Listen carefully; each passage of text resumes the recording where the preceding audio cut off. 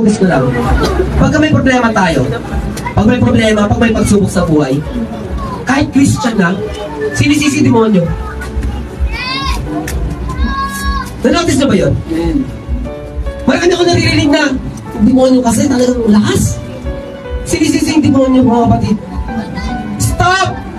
Stop blaming the devil. Why? It's his job to see you fail. It's his job to give you option. But it's your decision to choose the consequence.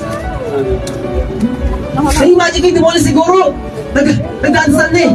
Lord, ano ba naman to? Pinakita ko lang tong temptation sa kanya, ako pa sinisi. Siya naman yung may gusto nun.